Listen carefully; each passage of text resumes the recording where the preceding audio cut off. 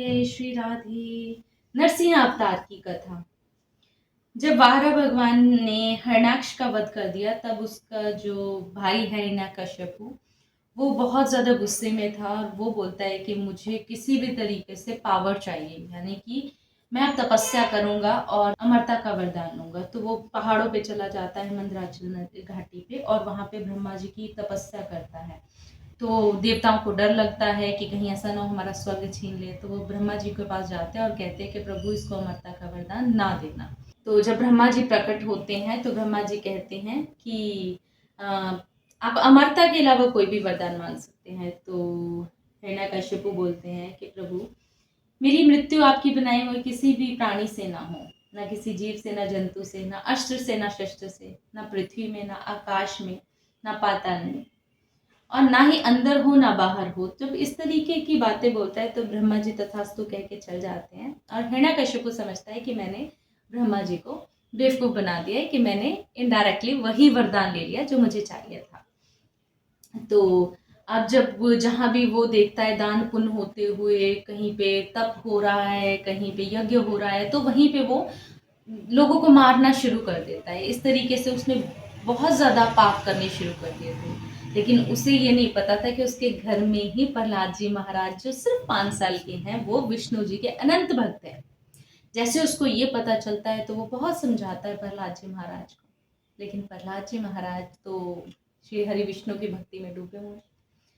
तो जब उसे पता लगता है कि जो प्रहलाद जी महाराज है वो समझाने पे नहीं समझेंगे, तो वो उनको मृत्यु दंड दे देता है। वो उनको पहाड़ से गिरवा गिरवा देता है, वो उबलते हुए तेल में उनको डाल देता है, वो नाग से उनको जहरीले जहरीले नागों से डसवाता है, हाथी से जो है वो मरवाने की कोशिश करता है, आग में जला देते हैं। इस तरीके के जब यत्न भी उसके काम नहीं आते हैं, मतलब उनको कुछ नहीं होता है, तो एक दिन वो अपनी सभा में जो है प्रहलाद जी महाराज को बुलाता है और कहता है कि कहाँ है तेरा विष्णु, मैं देखता हूँ आज कैसे बचाता है, मैं आज ही तेरा सर धड़ से अलग कर दूंगा। और वो जैसे ही अपने सिंहासन पे से नीचे कूदता है तलवार निकल के, अभी प्रहलाद जी महाराज की गर्दन काटना ही चाहता है, लेकिन वो पूछता है कहाँ है तेरा विष्णु, इस खंबे में भी है? तो प्रहलाद जी महाराज बोलते हैं कि हाँ, वो खंबे में भी है।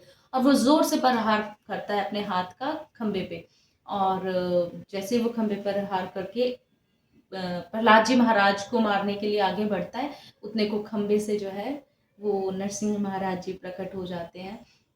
फिर नरसिंह महाराज हिरण्यकश्यपु के साथ जो है वो लड़ाई करते हैं। थोड़ी देर तक उनकी लीला चलती है भगवान की।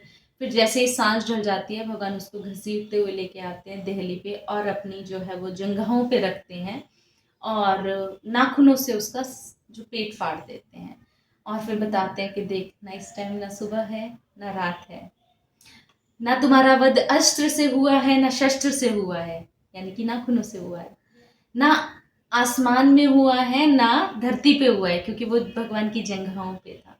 मतलब भगवान ने जो भी उसने वरदान मांगे थे, ना मनुष्य ने किया उनका वध, ना किसी देव ने किया, ना दानव ने किया, और पशु ने भी नहीं किया, कि वो क्योंकि भगवान का जो रूप था वो आधा मनुष्य का था और आधा सिंह का था, और वो ब्रह्मा जी की रचना भी नहीं थी।